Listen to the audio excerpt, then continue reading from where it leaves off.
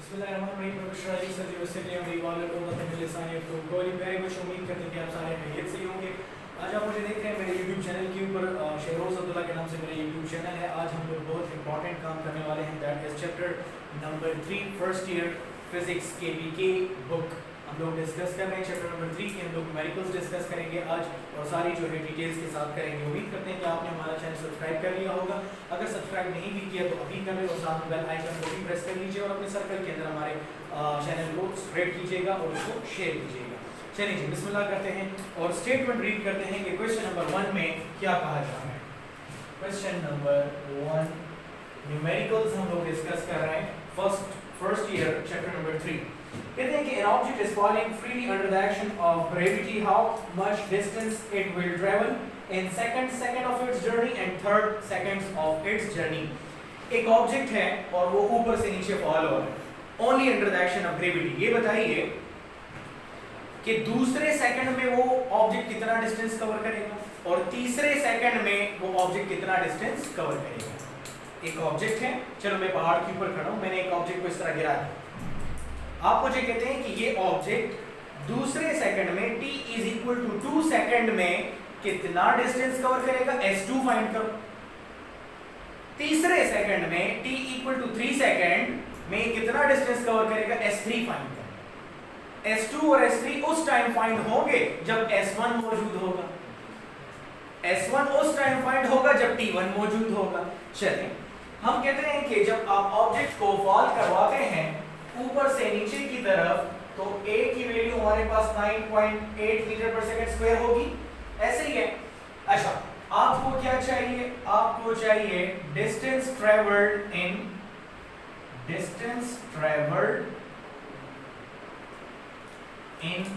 Second. दूसरे second में मतलब S2 आपको चाहिए, या चलिए मैं डेल S2 लिख लेता हूं। और फिर आपको क्या चाहिए? डिस्टेंस ट्रेवल्ड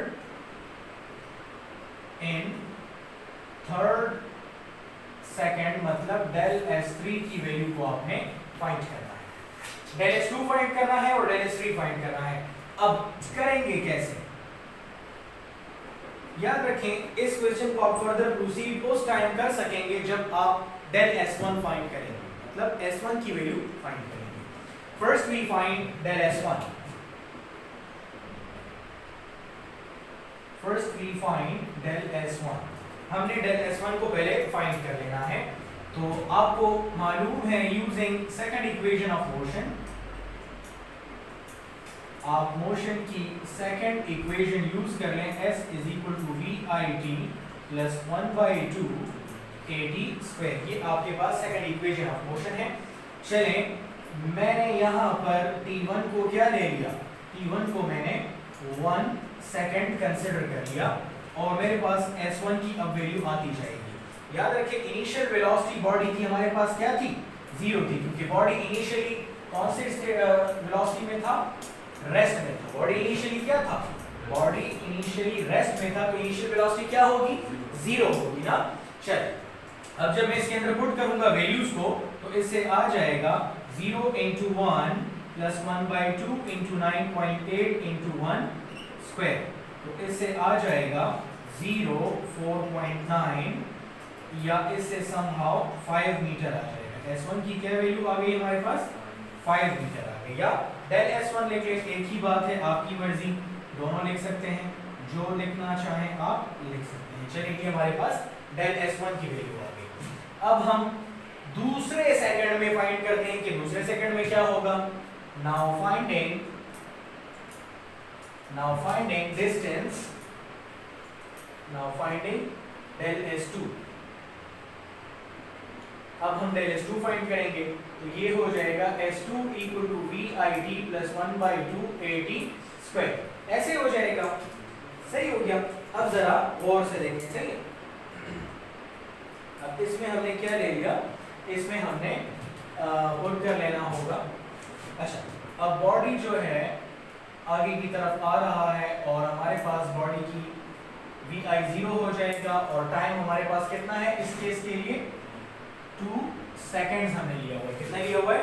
2 सेकंड्स लिया हुआ है। तो ये हो जाएगा 2 + 1/2 a की वैल्यू 9.82 होल स्क्वायर। सही हो गया। अच्छा, जब इसको आप फाइंड आउट कर लोगे तो इससे आपके पास क्या आ जाएगा, इससे आपके पास आ जाएगा दैट इज 20 मीटर्स। आपके पास कितना आ जाएगा, 20 मीटर्स। ये मैं इसको डेल S2 का नाम दे दिया। ठीक हो गया। अब हम लोग डेल S3 फाइंड करेंगे कि डेल S3 कैसे फाइंड होगा।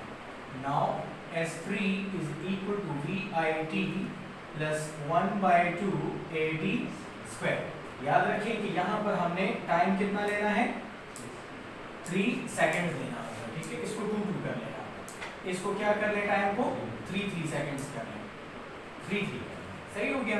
तो जब इसमें आप वैल्यूज को पुट करेंगे तो आपके पास आ जाएगा 45 मीटर्स। इससे क्या आ गया 20, इससे क्या आ गया 45 मीटर्स। अब आपने जो रिजल्ट फाइंड करना है वो कैसे होगा, जो फाइनल रिजल्ट आपका आएगा वो कुछ यूं होगा कि डेल S2 इक्वल टू, ठीक है, आप कैसे फाइंड आउट करेंगे, आप लिखेंगे डेल S2 जो है वो S2 माइनस S1 के इक्वल होगा। S2 हमारे पास 20 मीटर है और ये हमारे पास 5 मीटर है, तो इससे 15 मीटर आ जाएगा final result for del S2। ठीक है। अच्छा, अब अगर डेल S3 चाहिए होगा तो ये हो जाएगा, ठीक है, S3 माइनस S2। तो ये 45 मीटर आया था, ये कितना मीटर था, 20 मीटर था, इससे क्या आ जाएगा 25 मीटर आ जाएगा। ये हमारे पास फाइनल रिजल्ट आ गया किसका, डेल S3। सही हो गया। आगे चलते हैं। अब जरा गौर से देखिएगा, अभी जो क्वेश्चन नंबर 2 करा रहा हूं थोड़ा सा ट्रिकी, थोड़ा सा आपको ट्रिकी लगेगा। क्वेश्चन नंबर 2 की जरा स्टेटमेंट को देखते हैं कि a helicopter is ascending vertically with speed of 19.6 metre per second. एक हेलीकॉप्टर है और वो ऊपर की तरफ जा रहा है। ascending का मतलब चढ़ना, ascending का मतलब चढ़ना या ऊपर की तरफ जाना, और किस वेलोसिटी से जा रहा है, that is 19.6 meters per second when it is at height of 156.8 meter above the ground। अब अगर आपके पास हेलीकॉप्टर 196.8 मीटर हाइट के ऊपर हो और ग्राउंड से कितना दूर हो, 196.8 मीटर की हाइट पे हो, तो फिर क्या करना है आपने, a stone is dropped। उसने क्या ड्रॉप किया, एक स्टोन ड्रॉप किया। How long does the stone take to reach the ground? ये बताएं कि वो स्टोन कितने देर में ग्राउंड तक पहुंचेगा। और से देखिए, क्वेश्चन 2 को समझना जरा जरूरी है। गिवन डेटा आपको कहा जा रहा है कि ये ग्राउंड है, दिस इज ग्राउंड। और से मैं कहता हूं कि ये आपके पास क्या है जी, ग्राउंड है।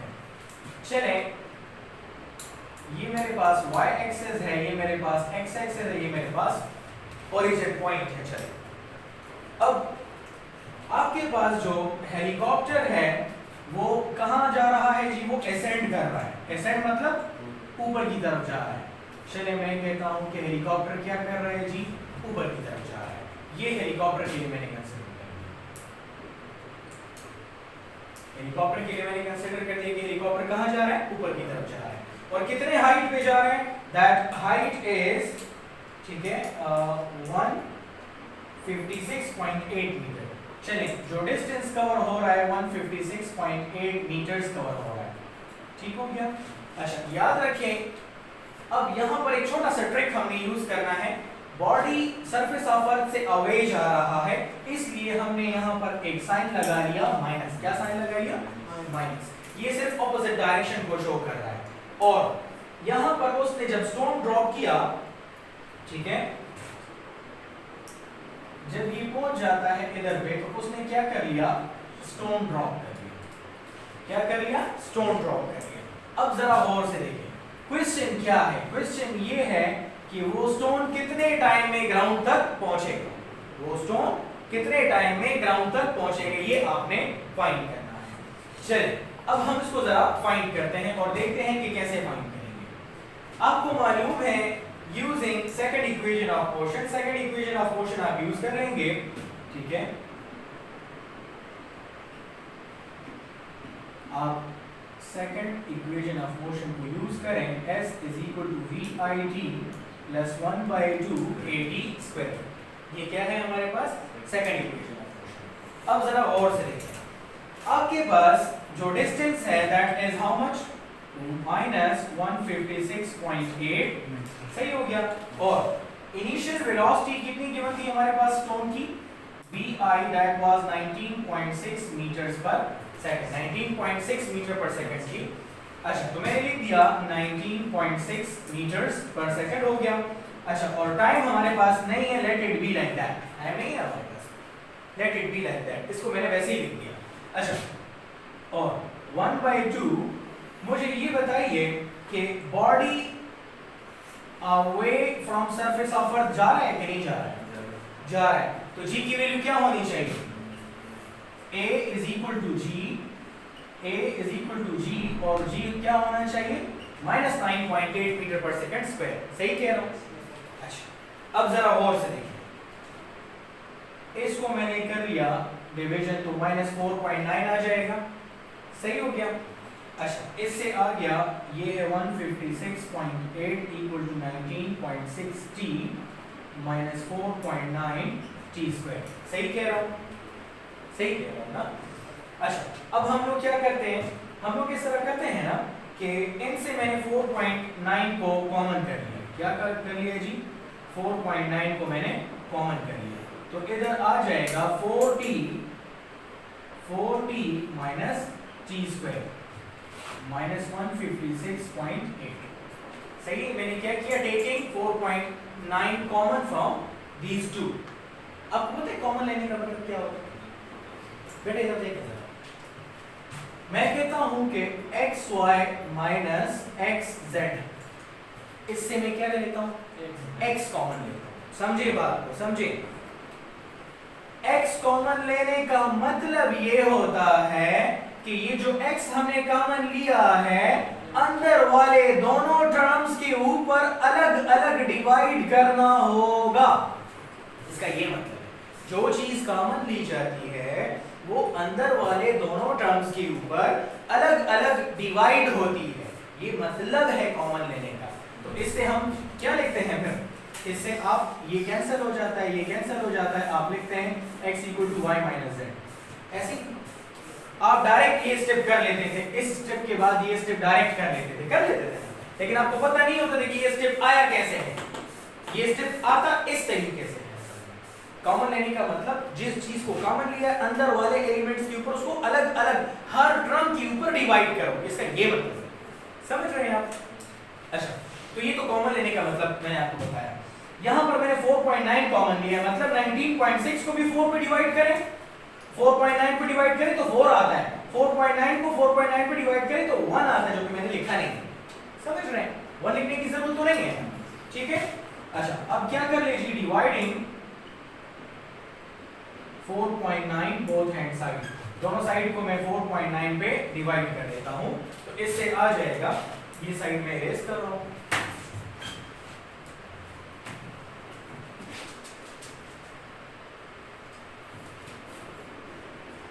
minus 156.8 divided by 4.9 equal to 4.9 4t square minus t square। ठीक है, थोड़ी सी मैथ्स है, अच्छा थोड़ी सी मैथ्स है, घबराना नहीं है। अच्छा, इससे आ जाएगा, इसकी कटिंग कर ले आप, क्या मिल जाएगा आपको? इससे आपको मिलेगा माइनस 32 और इससे आ जाएगा 4t square minus t square, सही हो गया। अच्छा, अब जरा इसकी रीअरेंजिंग कर लेते हैं, क्या कर लेते हैं? रीअरेंजिंग कर लेते हैं, सही हो गया। अब जरा इसको हम लोग कर लेते हैं रीअरेंज जी। ये 4t स्क्वायर नहीं 4t है, 4t है, सॉरी बिल्कुल सही हो गया। अब जरा इसको हम लोग रीअरेंज कर लेते हैं, ठीक है। इससे क्या आ जाएगा, मैं ऐसा करता हूं कि इन दोनों टर्म्स को मैं इधर शिफ्ट कर लेता हूं, इसको भी इधर शिफ्ट कर ले और इसको भी इधर शिफ्ट कर ले, सही हो गया। तो इससे आ जाएगा t square plus 4 minus 4t minus 32, सही कह रहा हूं, ठीक है। अब जरा इसकी मैंने क्या कर लेनी है, फैक्टराइजेशन कर लेनी है। क्या कर लेनी है, पढ़ा है ना क्लास में 8, 9, 10 में आप लोगों ने फैक्टराइजेशन के बारे में कुछ पढ़ा होगा। तो इससे आ जाएगा t² + 4t - 8t - 32। Mid term break कहते हैं इसको, सही कर रहा हूँ, मिड टर्म ब्रेक कहते हैं इसको। 8 4 से 32 भी आ जाएगा, इनके एडिशन से -4t भी आता है। तो इनसे मैंने क्या कर लिया, t को कॉमन कर लिया, -8 को कॉमन कर लिया, t + 4 आ गया, ठीक है। t + 4 कॉमन कर ले, t - 8 = 0। सो t + 4 को भी 0 कर ले, t - 8 को भी 0 कर ले, इसको उधर शिफ्ट कर ले, t = -4 सेकेंड्स, और इसको भी उधर शिफ्ट कर ले, t = 8 सेकेंड्स। एक ये आ गया आंसर, एक ये आंसर आ गया। क्या टाइम नेगेटिव हो सकता है कभी?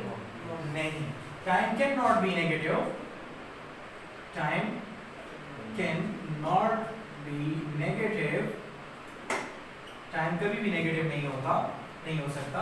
हेंस इग्नोर, इसको इग्नोर कर ले, this is the right answer. ये आपका राइट आंसर है। मतलब ये है कि the stone will take 8 seconds to reach the ground. Ground को रीच करने में कितना टाइम लगेगा? 8 सेकंड लगेगा। सही हो गया। ये मैंने इजी तरीके से आपको करा दी। ये क्वेश्चन 2-3 तरीकों से होता है, लेकिन मैंने इजी तरीका फॉलो कर लिया।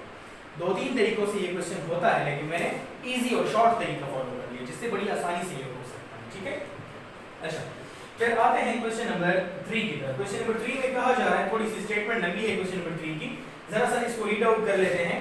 कहते हैं कि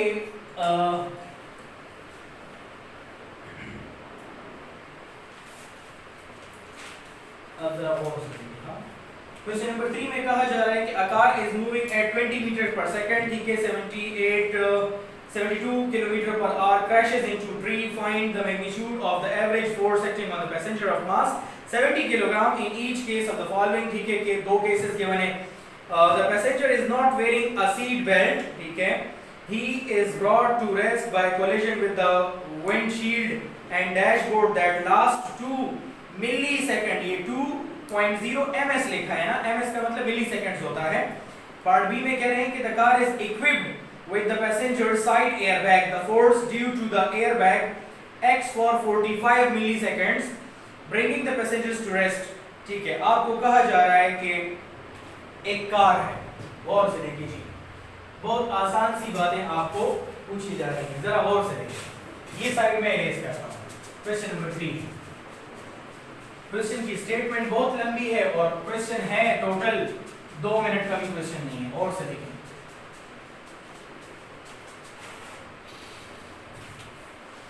क्वेश्चन नंबर 3, आपको कहा जा रहा है कि आपके पास आपको कहा जा रहा है कि क्वेश्चन नंबर 3 है और आपको एक बॉडी के बारे में कहा गया है कि एक कार है और वो कार इनिशियली रेस्ट में थी। तो मुझे बताएं कि इनिशियल वेलोसिटी कितनी होगी? अगर कोई बॉडी रेस्ट में हो तो इनिशियल वेलोसिटी कितनी होगी? 0 होगी। कार की इनिशियल वेलोसिटी क्या है? 0 मीटर पर सेकंड। जब ये किसी दीवार से जाकर स्ट्राइक करती है, ठीक है, तो आपका क्या है? कार रुक जाएगी, फाइनल वेलोसिटी क्या हो जाएगी? 0 हो जाएगी। अच्छा, फाइनल वेलोसिटी हमारे पास क्या आ जाएगी जी? इसकी फाइनल वेलोसिटी जो है that is 0 metres per second, ठीक है।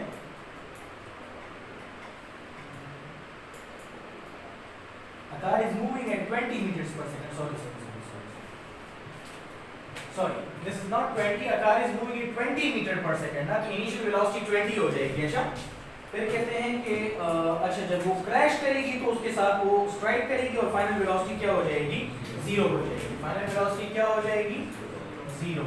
लेकिन ये कब होगी? आफ्टर क्रैश, दरख्त के साथ टकराने के बाद ये 0 हो जाएगी। मास हमारे पास कितना गिवन है?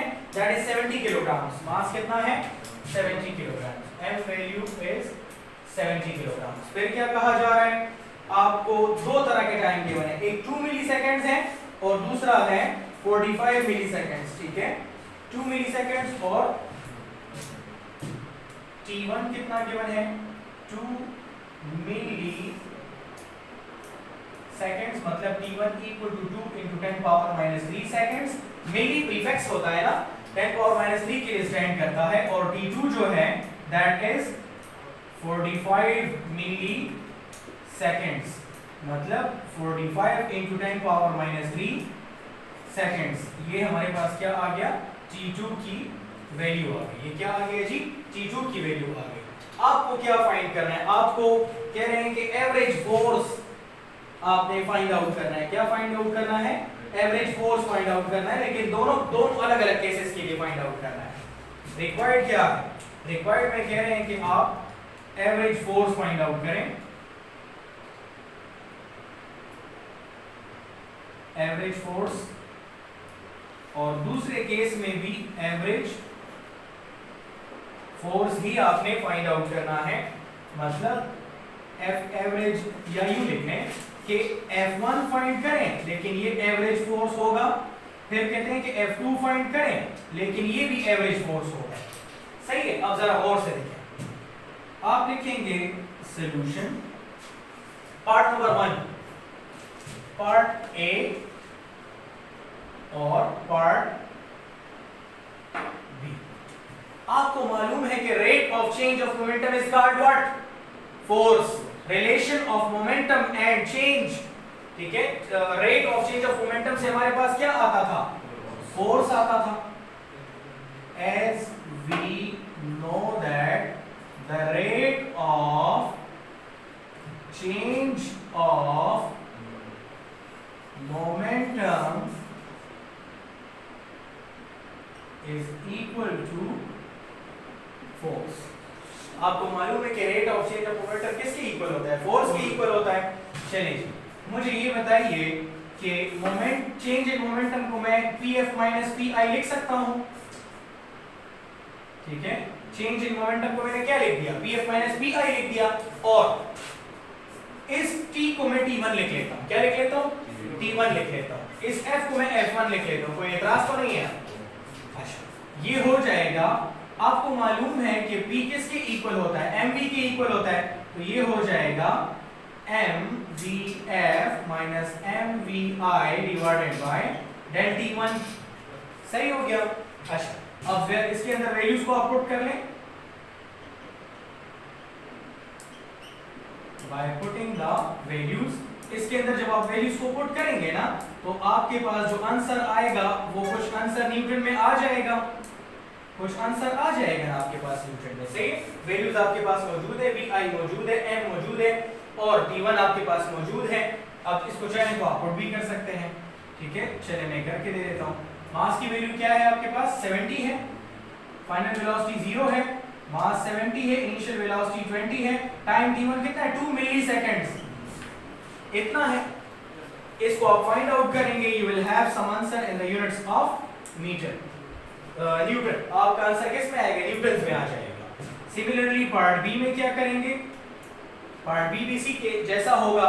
आप क्या कहेंगे कि F2 is equal to del P divided by T2, 2 लगा देंगे, सेकंड केस डिस्कस कर रहे हैं ना, तो इससे आ जाएगा F2 equal to PF minus PI divided by del T2, ऐसे हो जाएगा। सही है, अब जरा गौर से देखें, इससे आ जाएगा F2 is equal to mvf minus mvi divided by del T2, ऐसे हो जाएगा। अच्छा, ये हो जाएगा। वैल्यूज को पुट करने से क्या आएगा आपके पास, बाय पुटिंग द वैल्यूज को पुट करेंगे तो इससे आ जाएगा, मास की वैल्यू 70 है, vf की value 0, 70 into 20 divided by T2 क्या है, 45 मिली सेकेंड्स है, तो 45 मिली सेकेंड्स लिख लिया। F2 जब आप फाइंड आउट करेंगे कैलकुलेटर से तो आपके पास आंसर आएगा, लेकिन कौन से यूनिट में आएगा, इन the units of Newton, Newton के यूनिट में आपके पास आंसर आ जाएगा। ठीक है,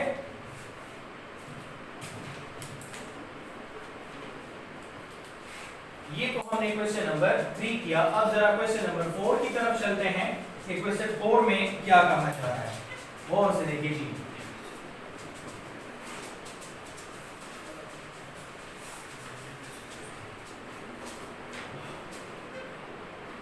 क्वेश्चन नंबर 4 में कह रहे हैं कि 4 kilogram ball is traveling with the speed of 15 meters per second, striking a rigid wall and rebounds elastically। एक बॉल है और उसका मास 0.4 किलोग्राम है, दीवार के साथ जाकर स्ट्राइक करता है और रीबाउंड करता है elastically. No gain in loss in energy, सिर्फ डायरेक्शन चेंज हो जाता है। फिर क्या कह रहे हैं कि if the ball is contact with the wall for 0.045 seconds, what is number 1 momentum imparted to the wall। ये बताएं कि बॉल ने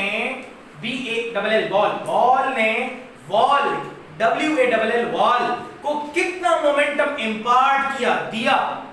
बॉल ने वॉल के ऊपर कितना मोमेंटम क्या कर लिया, इंपार्ट कर लिया, ट्रांसफर कर लिया।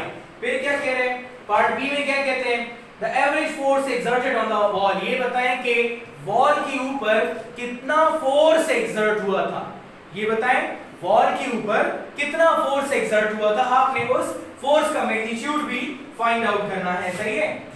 अब जरा गौर से देखें, क्वेश्चन नंबर 4 की तरफ आते हैं, सही है। आपके पास इनिशियल वेलोसिटी कितनी है, आपको कहा जा रहा है दिस इज क्वेश्चन नंबर 4। क्या बातें आपको गिवन है, जरा गौर से देखें। इनिशियल वेलोसिटी आपको क्या गिवन है, 15 metres per second. Initial velocity आपको गिवन है 15 metres per second. Ball rebound करता है, क्या करता है, रीबाउंड्स इलास्टिकली, वापस उसी डायरेक्शन में आता है। तो वेलोसिटी में तो चेंज नहीं आएगा ना, डायरेक्शन में चेंज आएगा। तो vf कितना हो जाएगा, -15 हो जाएगा। इसके साथ जरा लिख लेना, इसके साथ लिख ले कि रीबाउंड्स इलास्टिकली, ठीक है। फिर क्या करें जी, कहते हैं टाइम ऑफ कांटेक्ट 0.04 सेकंड्स है। आपके पास जो डेल टी है दैट इज 0.045 सेकंड्स है, सही हो गया।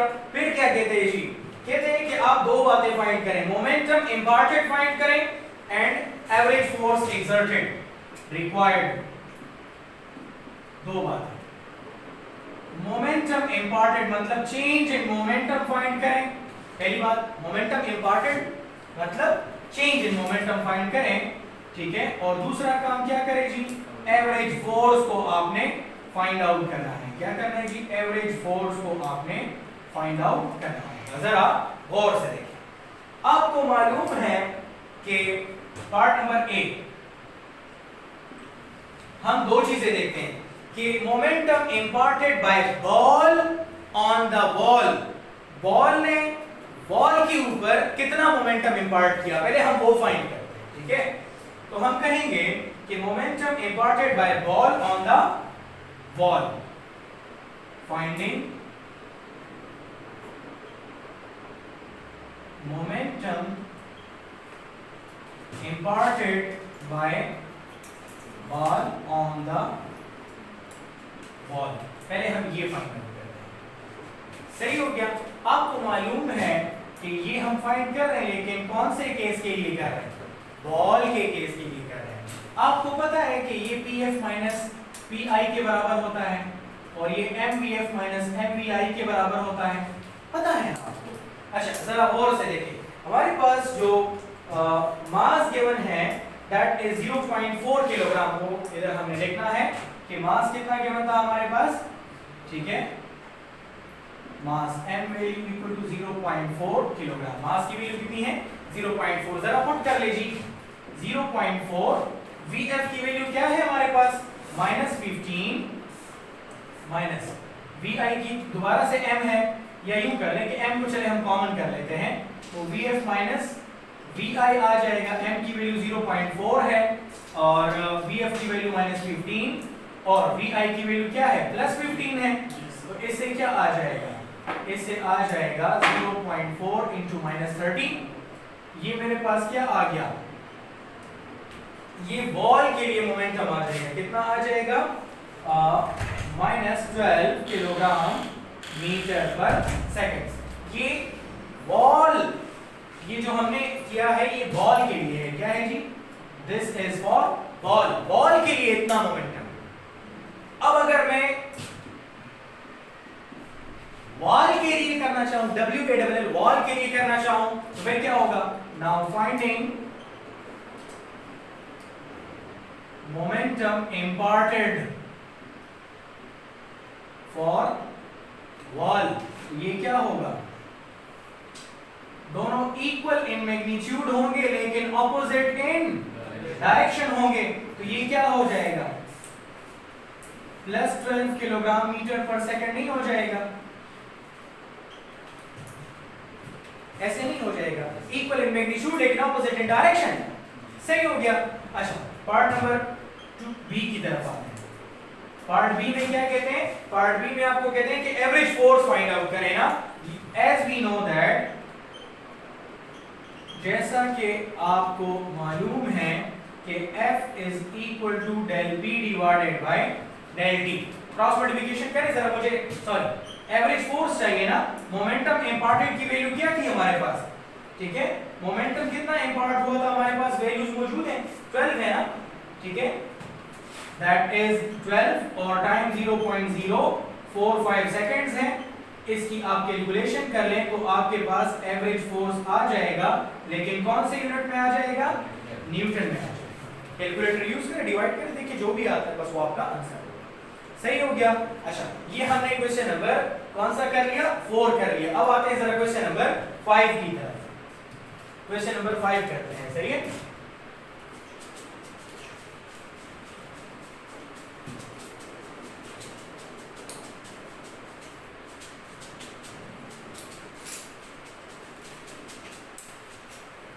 अच्छा, फिर कहते हैं क्वेश्चन नंबर 5 है आपके पास कि 1 ball of mass 0.600 kilogram is traveling with 9.00 meter per second to the right, फिर कहते हैं collides head on, ठीक है, on elastically with the second ball of mass 0.300 kilograms traveling with 8 meters per second to left। अच्छा, after collision what are their velocities, देखें दो बातें कर रहे हैं, दिस इज क्वेश्चन नंबर 5। कहते हैं कि दो बॉल है, चलें ये M1 है और ये M2 है, सही हो गया। ये वाला बॉल जो है ना ये जा रहा है किसकी तरफ, राइट की तरफ, और ये वाला जो बॉल है वो जा रहा है किसकी तरफ, लेफ्ट की तरफ। चले ये जो बॉल था ये u1 वेलोसिटी से जा रहा था और ये जो बॉल है वो u2 वेलोसिटी से जा रहा था, और आपके पास m1 0.6 किलोग्राम है और m2 0.3 किलोग्राम है। चलो मैं कहता हूं कि ये m1 है और ये m2 है, ये m1 हमारे पास 0.6 है, 0.6 है, दूसरा 0.3 है। मैं कहता हूं कि इसका मास 0.6 किलोग्राम है और इसका मास 0.3 किलोग्राम है।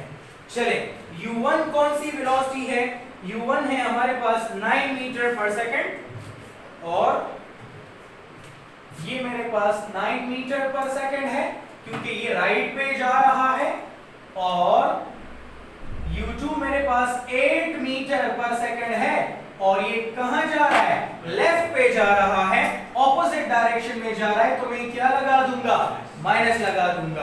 अब मुझे क्या चाहिए, मुझे ये चाहिए कि आफ्टर द कोलिजन करने के बाद इनकी जो फाइनल वेलोसिटीज होंगी v1 और v2 वो फाइंड आउट करना है, सही है। रिक्वायर्ड क्या है, फाइनल वेलोसिटीज आफ्टर कोलिजन आपने फाइनल वेलोसिटी फाइंड करना है पहले बॉडी की और फाइनल वेलोसिटी फाइंड करना है दूसरे बॉडी की, मतलब v1 अलग से फाइंड करें, v2 अलग से फाइंड करें। बेटा अगर आपको याद हो, आपके पास एक फॉर्मूला था, आपको मैंने फॉर्मूला डिराइव करके बताया था, करवाया था फॉर्मूला डिराइव करके। फॉर्मूला क्या है आपके पास? फॉर्मूला है since we know that, आपको मालूम है कि हमारे पास जो फॉर्मूला था that is v1 equal to m1 minus m2 into u1 plus 2m2 u2 divided by m1 plus m2 और m1 plus m2। क्या इस फॉर्मूले में वैल्यूज पुट करके आप v1 की वैल्यू निकाल लेंगे? ये फॉर्मूला बेटा आपने याद रखना है। अच्छा, इस फॉर्मूले में वैल्यूज पुट करके निकाल सकते हैं आंसर आप। जस्ट आपके पास देखें m1 भी है, m2 भी है, u1 भी है, u2 भी है, फॉर्मूला भी है। Put the values and get the answer. आप इसके अंदर वैल्यूज को पुट करें और आपको आंसर मिल जाएगा, लेकिन कौन से यूनिट में मिलेगा? मीटर पर सेकंड में मिलेगा। इसको आप क्या कर ले? फाइंड कर ले, वैल्यूज को पुट कर ले और आंसर निकाल ले। सिमिलरली आप v2 फाइंड करना चाहते हैं तो v2 फाइंड करने के लिए हमारे पास जो फॉर्मूला है that is m2 minus m1 into u2 divided by m1 plus m2 plus 2 m1 u1 divided by m1 plus m2। ये हमारे पास फॉर्मूला किसके लिए है? v2 को फाइंड करने के लिए है। इस फॉर्मूला में आप वैल्यूज को पुट करें और आप क्या निकाल सकते हैं? इसमें वैल्यूज को पुट करके आप v2 निकाल सकते हैं। सही हो गया? इसको आप जब फाइंड करेंगे, ठीक है, तो आपका जो आंसर आएगा वो मीटर पर सेकंड्स में आएगा। तो इसको आप कर सकते हैं। v1 इसमें पुट करके निकाले, v2 इसमें पुट करके। सही हो गया? वैल्यूज आपके पास मौजूद हैं। अच्छा, ये तो क्वेश्चन नंबर कौन सा था? दिस वाज क्वेश्चन नंबर, ठीक है, 5। क्वेश्चन नंबर 6 और 7 मेरे ख्याल से मैंने कल करवाया था आपको, ठीक है। क्वेश्चन नंबर 5 मैंने करवा दिया आपको, 1 से लेकर 5 तक करवा दिए। क्वेश्चन 1, क्वेश्चन 2, क्वेश्चन 3, क्वेश्चन 4, 5 तक मैंने आज करवा दिए। 6 और 7 मैंने आपको प्रीवियस लेक्चर में करवाया हुआ था। आपका चैप्टर आज खत्म हो गया, chapter number 3। First year physics जो है आपके लिए हमने चैप्टर नंबर 3 खत्म कर दिया। कल इंशाल्लाह हम लोग चैप्टर नंबर 4 शुरू करेंगे, first year physics KPK book, ठीक है। इंशाल्लाह हम लोग उसको स्टार्ट करेंगे। उम्मीद करता हूं कि आज का लेक्चर आपको पसंद आया होगा। अभी तक आपने हमारे चैनल को अगर सब्सक्राइब नहीं किया तो काइंडली हमारे चैनल को सब्सक्राइब कर लीजिएगा। कोई भी इंप्रूवमेंट की गुंजाइश नजर आए, कोई भी मशवरा देना चाहते हैं तो जरूर हमसे कांटेक्ट करिएगा। मेरा व्हाट्सएप नंबर आपको स्क्रीन पे नजर आ रहा होगा, 030097933173 मेरा व्हाट्सएप नंबर है। इसके अलावा आप चाहें तो हमें इंस्टाग्राम पे भी फॉलो कर सकते हैं। इंस्टाग्राम पे जाइए और वहां लिखिए सर्च बार में shehroz_abdullah, तो हमारी आईडी आ जाएगी, आप वहां भी हमें फॉलो कर सकते हैं। इसके अलावा हमारा फेसबुक पेज भी है, आप फेसबुक पेज पे जाइए, सर्च बार पे जाइए और लिखिए Shehroz Abdullah Hayatabad home tuition service, तो हमारा पेज आ जाएगा। आप काइंडली हमारे पेज को लाइक भी कीजिएगा, सब्सक्राइब भी कीजिएगा और अपने सर्कल के अंदर शेयर भी कीजिएगा, ठीक है। और जितना से ज्यादा हो सके हमारे लिए आपने इसको शेयरिंग करनी है, ठीक है, ताकि नॉलेज ज्यादा से ज्यादा स्प्रेड हुआ जा सके, ठीक है। अपना और अपने इर्द गिर्द लोगों का बहुत ज्यादा ख्याल रखिएगा। Thank you for watching. अल्लाह हाफिज़।